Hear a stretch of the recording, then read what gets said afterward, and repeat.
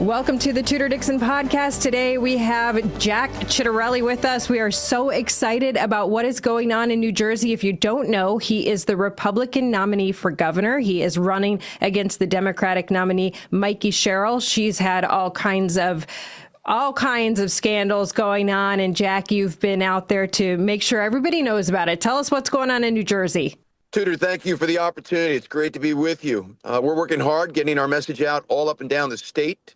We're in an excellent position. I really do feel confident we're going to declare victory in 33 days. There are positive signs everywhere. We're out fundraising my opponent, and that's saying something considering that Republicans are the minority party in New Jersey. Over the last 6 weeks, a number of Democratic mayors across the state have endorsed my candidacy. That's also a very, very good sign. But also just compared to 21, when we almost won, I will just tell you this time around, the energy is just electric. People across the state want change. Phil Murphy's policies have failed us for the past 8 years. And I just keep reminding people, if you want change, you got to make a change. Here's your opportunity.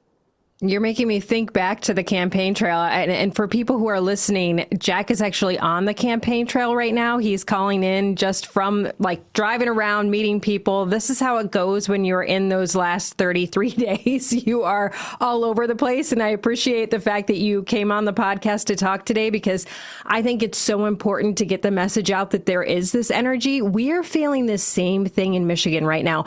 I spent the last 2 weekends up in northern Michigan, and it was just amazing the amount of people that are excited. I feel like Michigan and New Jersey have been in a somewhat similar situation of high energy costs, some of these radical policies, and it seems similar that people are turning toward the Republicans and saying they're done.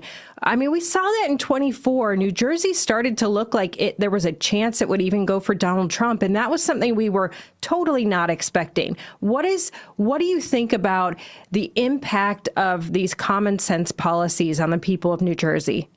Well, Tudor, first of all, you're spot on in the change in the mindset of voters. I mean, Trump performed 10 points better in New Jersey in 24 compared to 20.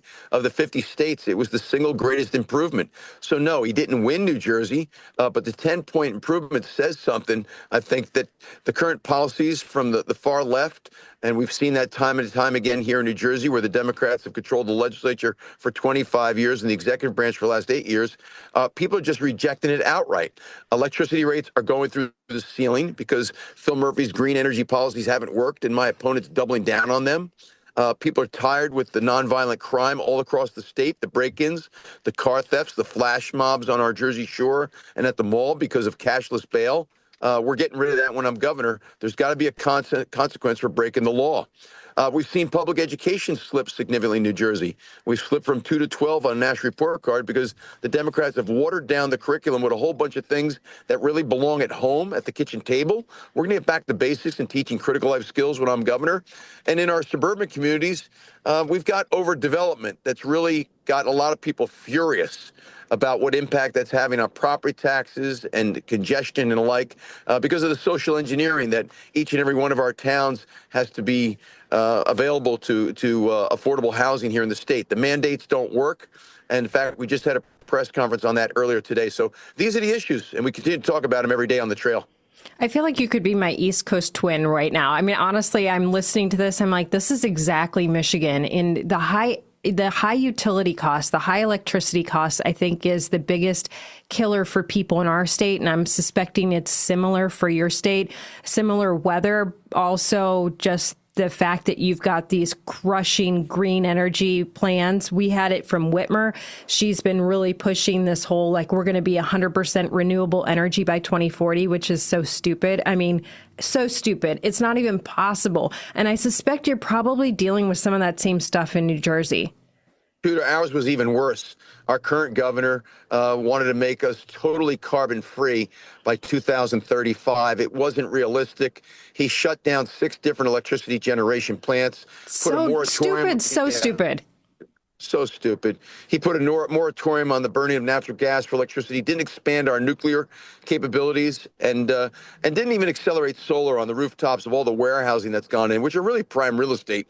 There's no NIMBY issues when it comes to solar arrays on rooftops. And he stopped all that, and then he bet it all on wind, which was never going to meet our energy supply, our energy demands. When he took office, like New Jersey was an electricity exporter. We now have to import it through these exchanges, competing with other states, and the bill is going through the roof, and people are pissed, and rightfully so. So this is what I think the people outside of states like ours, because you've probably seen the same thing where all of this manufacturing is going to Tennessee and Kentucky and down south where they have abundant energy. Texas is really getting a lot of the businesses from Michigan. It's probably a similar situation to New Jersey. But that's what, if you are not in New Jersey right now and you are listening to what Jack is saying, you have to understand that if he does not win, you take the chance of these radical policies going outside of New Jersey someday because they believe this crap. They believe it because it's their fad. It's what they think is popular. They don't believe it's going to work.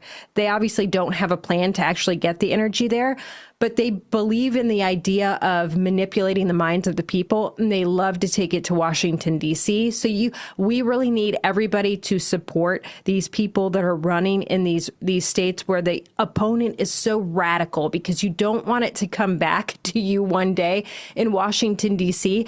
But Jack, we're talking about people's homes. But when you look at this from a manufacturing standpoint, how much is this killing businesses in New Jersey?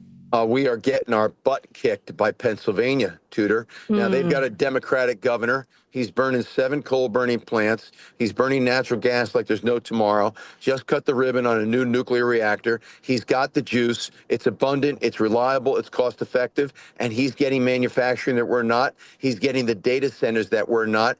But to the point you were making a few moments ago, our most recent TV ad has an actual clip from an interview that my opponent was giving. It's her in the commercial saying this: when it comes to green energy, we know it's going to cost you an arm and a leg, but if you're a good person, you'll do it.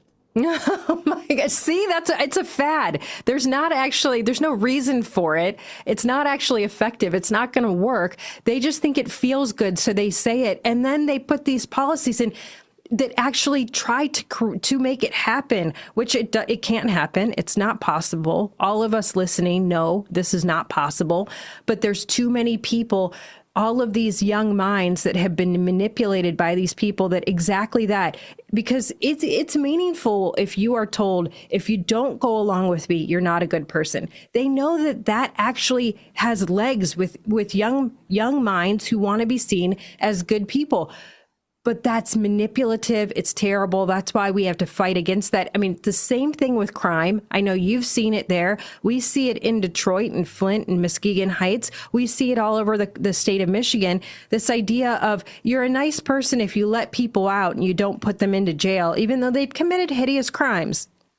And you're right about it being manipulative. It's also so insulting, because what they're saying is, if you don't agree with us on our green energy policies, you're not only wrong, you're bad. Yes. I mean, listen closely to her words. If you're a good person, you'll do it. So in other words, if I disagree with wind farms off our Jersey Shore, which is sacrosanct in New Jersey, we love our Jersey Shore. If my opponent was from New Jersey, she'd know that. Nobody along the Jersey Shore wants those wind farms. Not to mention the fact that it would ruin our commercial and recreational fishing industries, which are a huge component of our state economy. So we've actually had a lot of people on from the fishing groups out there that have said this has been so damaging to the fishing industry. I think that's something that doesn't get enough attention. I'm hoping that the Trump administration is going to put more attention on what that's done. He's talked a lot about, birds and farming and taking out bats that take out all of these other insects that can affect your farm. But what it's doing to the fishing industry and to the whales, I know people are like, oh, this is not happening. No, it actually is. And when you interview these people from these industries that say, if you're actually, like, again, using common sense and thinking about this, you have these massive wires underneath the ocean floor that are just generating, because these power plants essentially are creating a ton of energy. It's shaking the whole ocean floor. There's a constant humming. It's causing these fish to not be able to use their radar, and they're just dying.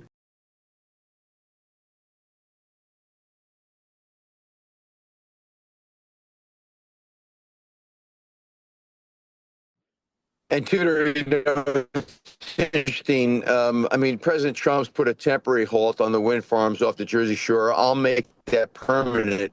But it was just, amazing to watch the liberals who are for whales, but they're also for wind. And when all the sonar mapping was taking place off the Jersey Shore before Trump stopped it, we had whales washing up on our beaches. Stop washing up on our beaches. Wind turbines in 100 feet of water with cement pilings 30 feet into the ocean floor doesn't disturb the ocean ecology. Come on.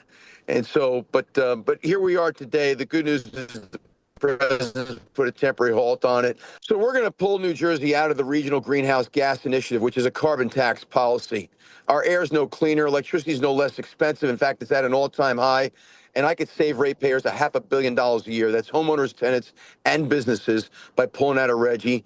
It's a carbon tax policy that has failed us. So that's one of my first executive orders. Let's take a quick commercial break. We'll continue next on the Tudor Dixon podcast. There's just so much momentum right now for Republicans. And I know historically we've always looked at Jersey as a blue state, and Michigan seems like it's going blue. But like you said at the beginning, you've seen so much energy.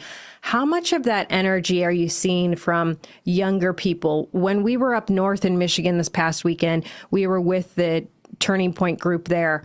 They had just received so many new members, and all these young kids were like, you know what? I'm going to voice my conservative values. I'm not going to be shy. I'm going to go out and vote. And I really don't like what I saw with Charlie Kirk. How much momentum do you think is coming from this younger generation that says, man, this is getting really sick and twisted, and we're done with these radical liberals? We're seeing participation from young people on the Republican side like we haven't seen it in a great number of years.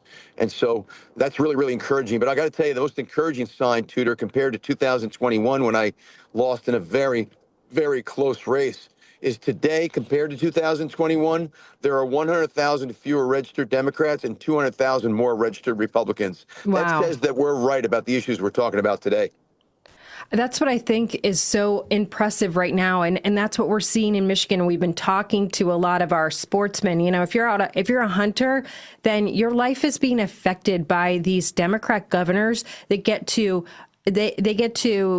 appoint these directors of agencies, whether it's the DNR, the Natural Resources Agency. They're affecting your life. And I think for the first time, these folks are starting to see, hey, my voice is not being heard because these governors are taking away my very rights, the very right I have to go out and hunt and fish. And it seems like we're getting some of those people. Do you feel that on the ground in New Jersey as well? Absolutely, Tudor. And I'll tell you, there's over 200,000 New Jerseyans that belong to the New Jersey Outdoor Alliance, who represents the interests of all the people who fish, the people who hunt, and the like. And they've endorsed me for governor. So I'm really, really pleased with the fact that they're getting actively engaged, made their endorsement, and they're out there knocking on doors, all because of the failed Democratic policies and very liberal policies. I mean, one example of that is the bear hunt up in northwest New Jersey, which is the most rural part of the state. It's the most humane way to thin the herd. It's been a tradition for decades, family after family, generation after generation up in northwest New Jersey, and the Democrats tried to end the bear hunt. We're going to have a bear hunt in New Jersey when I'm governor, but it's great to have the involvement of the New Jersey Outdoor Alliance and their 200,000 plus members. So for people listening that are on the fence of whether or not you should have a bear hunt, you probably don't live in an area where there are a lot of bears. But we were in the UP, and that's the Upper Peninsula of Michigan, over the weekend, and they were telling us there we've got to increase the number of bear tags that we have in the Upper Peninsula of Michigan because the bears are becoming. There's so many bears now. They're eating all the deer. They said we can't even find any. There are no young deer left anymore. They're taking all the fawns. They're just ripping them apart. And you think this is something you can't imagine if you don't live in those areas. But these policies are very important. When you hear about a bear hunt, if you are on the fence about that, you don't understand what other people are living. That's exactly right. And what always bugs me is that the bills that are put in to end the bear hunt come from urban legislators who have no regard for legislators who live in the rural parts of the state. Yep. And so the science is clear. The most humane way to thin the herd is with the annual bear hunt, which again is a long-held tradition here in New Jersey for generation after generation in the most rural parts of our state. And I mean, we have this similar situation with wolves, and it's just been the radical liberals. They don't even live there. They have no idea what they're talking about. You make such a great point. It's always the people that live in the urban area that will never see a bear in their life that go, oh my gosh, how could you hurt the sweet little Pooh Bears? How could you do that? They have no idea. Yep. Yep, they have no idea. It really is very disrespectful, but it's also not just being out of touch, it's arrogant. Yes. I mean, who are you from the urban parts of the state to be telling us in the rural parts of the state how to go about our way of life here? So again, let's follow the real science, not the political science. The real science is clear. It's the most humane way to thin the herd. Well, so polling science shows me that you are now tied neck and neck with your opponent. So what do you think that this means in the next 30 days? What do you have to do to make sure that that tie goes to a win for you? First of all, what's really encouraging about that, Tudor, is historically speaking, here in New Jersey, Republicans underpoll because we are the minority party. So for the polls to show it's a dead heat or us with a 1-point lead is really, really encouraging. But listen, we've got to finish strong, and we will. We're out working, out energizing my opponent every way. She's ducking appearances left and right. Her first couple of interviews have been terrible. Her debate performance 2 weeks ago showed without a doubt that she's not qualified to run the state, doesn't understand the state. And so we just got to continue to go out there and grind it each and every day, and that's what we'll continue to do. And any given day, I've got 8 to 9 appearances. We touch at least 4 counties every single day, and we don't take the voters for granted. My opponent's not getting out there, and it's ticking off a lot of people. Well, maybe she's not getting out there because she's had a little bit of scandal in recent days. Her military record got released for some reason. She was discharged, but we don't know exactly what the story is there, and she's not reacting well to that. Tell us a little bit about that. First of all, she's built her entire political brand upon her time at the Naval Academy and her time in the service. And we salute her service. My son's an Army captain. We salute his service. My brother was a sergeant in the Army. We salute every veteran's service. But here's the deal. When she was at the Naval Academy, there was a cheating scandal. It was 1994. We know for a fact that she was involved. We know for a fact that her punishment was not being allowed to participate in the graduation ceremonies, nor having her name listed in the commencement exercise program. Those are the facts. She's saying it's because she refused to turn in her classmates. I think she's lying. I think she either lied to investigators or she might have been someone who was caught cheating. And her story has changed since the story broke.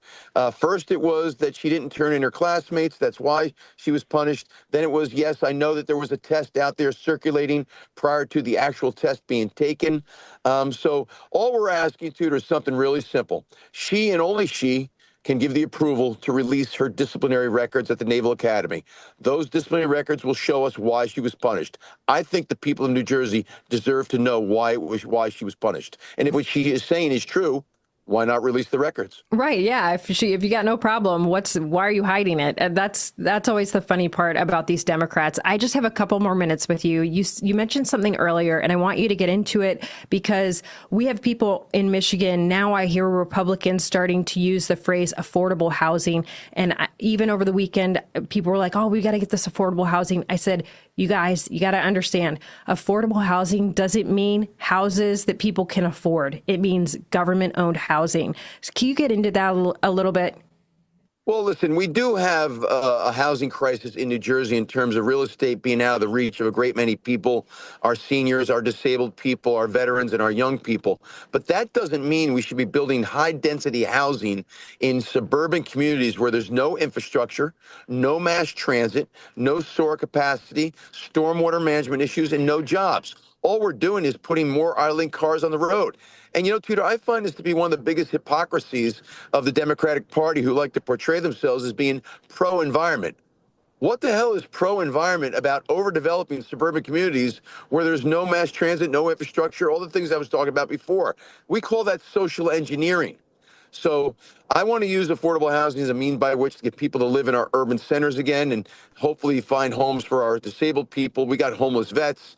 We've got veterans, as I said, we've got seniors and young people. But the way we're doing it in New Jersey is nothing other than social engineering, and it's bad public policy. The Democrats are taking Garden right out of the Garden State here, and we're going to stop that when I'm governor.